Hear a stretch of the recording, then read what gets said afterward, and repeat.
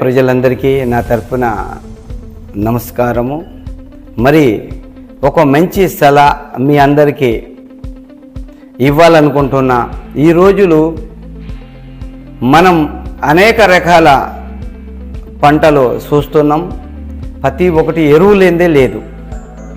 ఇత్తనం నుంచి మొదలుపెట్టి చెట్టు కాత దిగేదాకా కూడా మనం విషాన్ని జల్లకపోతే పంట రావటం లేదు.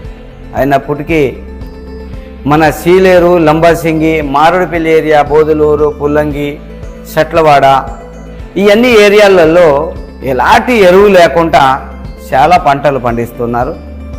మరి ఆ పంటల్లో ఒక పంట పసుపు. దీన్ని ఆర్గానిక్ పసుపు అంటారు. ఇవాళ మార్కెట్లో ఆర్గానిక్ పసుపు అనేది మాత్రం మనం నమ్మకూడదు.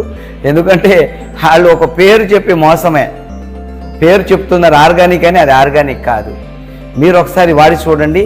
నేను దాదాపు ఒక 10 సంవత్సరాల నుంచి మంచి పసుపు ఎక్కడ దొరుకుద్ది అని వెనకగా ఈ ఏరియా పసుపు తమిళనాడు వాళ్ళు తీసుకుంటున్నారు మంచి రేటులు ఎక్కువ పెట్టి.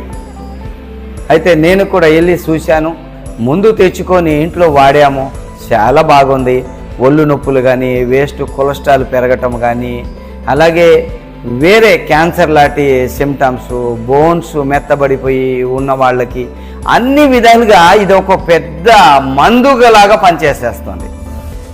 అందు గురించి నేను దాదాపు ఒక 50 టన్నుల పసుపు కొనుగోలు చేసి మన హాస్పిటల్ ఆఫ్రిన్ ఆయుర్వేదిక్ దవాఖానా ఇందులోనే పౌడరు బయట మేము ఎవరికి ఇవ్వటం లేదు. వచ్చిన వాళ్ళకి మేము ఈ పౌడర్ ఇస్తున్నాం.